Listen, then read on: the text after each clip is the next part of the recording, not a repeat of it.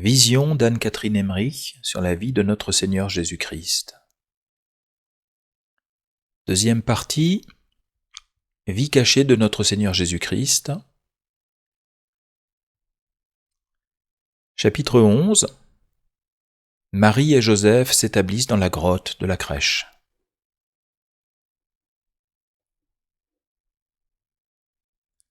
Le jour baissait déjà lorsque Joseph et Marie arrivèrent dans la grotte. L'ânesse qui les avait quittés depuis qu'ils étaient entrés dans la maison paternelle de Joseph revint au-devant d'eux, exprimant sa joie en bondissant. Alors Marie dit à Joseph, ouvrez les guillemets, « Voyez, c'est certainement la volonté de Dieu que nous descendions ici. » Fermez les guillemets. Joseph se hâta de préparer en dehors un siège pour la Sainte Vierge, afin qu'elle pût se reposer pendant qu'il pénétrerait dans la grotte et la déblayerait. Il vint à bout de préparer en sa partie orientale un espace assez commode. Après y avoir allumé une lampe, il y introduisit Marie, qui s'assit sur la couche qu'il avait soigneusement disposée au moyen de couverture. Joseph lui témoigna encore son profond regret de n'avoir qu'un pauvre gîte à lui offrir. Mais Marie, au fond de son âme, était satisfaite et joyeuse. Après avoir amené l'âne et l'avoir attaché assez loin d'eux pour qu'il ne causât aucune gêne, Joseph étendit devant les ouvertures de la voûte des couvertures qui les garantirent de l'air extérieur, puis il s'arrangea une couche près de la porte de la grotte. Dès que le Shabbat eut commencé, il récita avec la Sainte Vierge les prières ordonnées par la loi, et après avoir fait une légère collation, il s'en alla à la ville. Marie s'agenouilla, fit sa prière du soir et se coucha sur le côté, la tête soutenue par un de ses bras qui reposait sur le chevet. La nuit était déjà avancée quand Joseph rentra. Il se mit aussitôt en prière, puis il alla prendre du repos sur le lit qu'il s'était fait. Dans l'après-midi du Shabbat, les Juifs ont coutume de se promener. Joseph conduisit la Sainte Vierge à la grotte de Mahara. Ils restèrent en prière et en méditation jusqu'à la clôture du Shabbat. D'abord dans cette grotte, plus grande que celle de la crèche, puis sous l'arbre sacré.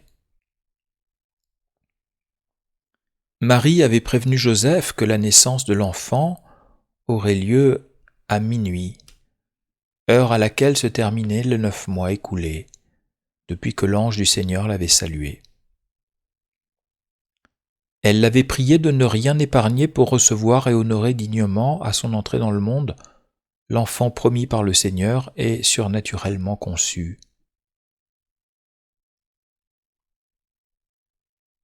Elle voulait aussi qu'il priât avec elle pour tous ceux qui avaient si durement refusé de la recevoir. Joseph, à son tour, proposa à la Sainte Vierge d'appeler de Bethléem pour l'assister 2 pieuses femmes qu'il connaissait, mais elle répondit qu'elle n'avait besoin du secours de personne. Avec des perches et des nattes, il fit pour Marie une tente séparée du reste de la grotte et de la place qu'il s'était réservée. Puis il remplit la crèche d'herbe et de mousse et y posa une couverture. Alors la très sainte Vierge lui annonça que le moment de sa délivrance était très proche et lui demanda d'aller prier. Joseph, avant de s'éloigner, suspendit plusieurs lampes à la voûte de la grotte. Un bruit inaccoutumé s'étant fait entendre du dehors, il sortit pour en connaître la cause. Il trouva là la jeune ânesse, qui, abandonnée à elle-même, avait couru jusqu'alors dans la vallée des bergers. Elle bondissait toute joyeuse autour de lui. Il l'attacha et lui donna du fourrage. En rentrant dans la grotte, Joseph jeta les yeux sur la Sainte Vierge. Il la vit qui priait agenouillée sur sa couche. Elle lui tournait le dos et avait le regard fixé sur l'Orient. Elle était tout entourée d'une lumière surnaturelle qui remplissait la grotte entière. Il regarda ces flammes, comme autrefois Moïse le buisson ardent. Puis, saisi d'une sainte frayeur, il se retira dans son réduit et s'y prosterna la face contre terre. Chapitre 12. Naissance du Christ. Je vis la lumière qui entourait Marie devenir de plus en plus éclatante. La lueur des lampes allumées par Joseph s'était éclipsée. Vers minuit, la très sainte Vierge entra en extase, et je la vis élevée au-dessus de terre. Elle avait alors les mains croisées sur la poitrine, et sa large robe flottait autour d'elle en plis onduleux. La splendeur qui l'environnait augmentait sans cesse. La voûte, les parois et le sol de la grotte, comme vivifiés par la lumière divine, semblaient éprouver une émotion joyeuse. Mais bientôt la voûte disparut à mes yeux. Un torrent de lumière qui allait toujours croissant se répandit de Marie jusqu'au plus haut des cieux. Au milieu d'un mouvement merveilleux de gloire céleste, je vis descendre des chœurs angéliques qui, en s'approchant, se montrèrent sous une forme de plus en plus distincte. La Sainte Vierge, élevée en l'air, dans son extase, abaissait ses regards sur son Dieu, adorant celui dont elle était devenue la mère et qui, sous l'aspect d'un frêle enfant nouveau-né, était couché sur la terre devant elle. Je vis notre Seigneur comme un petit enfant lumineux dont la splendeur effaçait toute lumière autour de lui, couché sur le tapis au pied de la Sainte Vierge. Il me sembla d'abord qu'il était tout petit, puis il parut grandir sous mes yeux, mais toute cette splendeur m'éblouissait tellement qu'il m'est bien difficile d'exprimer ce que j'ai vu. La Sainte Vierge, toujours en extase, déposa un linge sur l'enfant, mais sans le toucher encore et le prendre dans ses bras. Ce ne fut que lorsqu'il se mut et pleura que Marie, revenant à elle, le prit, l'enveloppa et le pressa sur son cœur. Puis elle s'assit, couvrit le Sauveur de son voile, et je crois qu'elle l'allaita. Je vis alors tout autour d'elle une foule d'anges, sous la forme humaine, se prosterner devant l'enfant et l'adorer.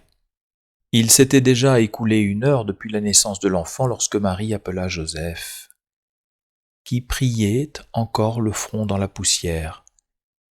Il vint et se prosterna plein de joie, de ferveur et de crainte. Ce ne fut que lorsque Marie l'eut invité à presser contre son cœur le don sacré de Dieu qu'il se leva, prit l'enfant dans ses bras et rendit grâce au ciel, les yeux baignés de larmes. Alors la Sainte Vierge emmaillota l'enfant Jésus. Elle n'avait apporté que 4 langes. Je vis ensuite Joseph et Marie s'asseoir par terre l'un à côté de l'autre. Ils gardaient le silence et semblaient absorbés dans la contemplation. Devant eux était couché Jésus nouveau-né, emmailloté ainsi qu'un autre enfant, mais beau et brillant comme un éclair.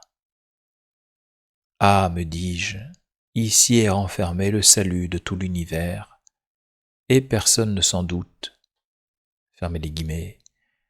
Ils déposèrent ensuite l'enfant dans la crèche, garnie de mousse et de belles plantes, sur lesquelles était étendue une couverture, et tous deux restèrent là, chantant des hymnes de joie, les yeux baignés de larmes. Joseph transporta auprès de la crèche le siège et la couche de Marie. Je la vis avant et après la naissance du Sauveur sous un vêtement blanc dont elle était tout enveloppée. Elle était là, assise ou agenouillée, debout ou couchée, mais jamais malade ni fatiguée. Fin du chapitre 12. Avant de nous quitter, si vous avez aimé cette lecture, mettez un pouce bleu. Si vous souhaitez soutenir la chaîne, abonnez-vous. À bientôt.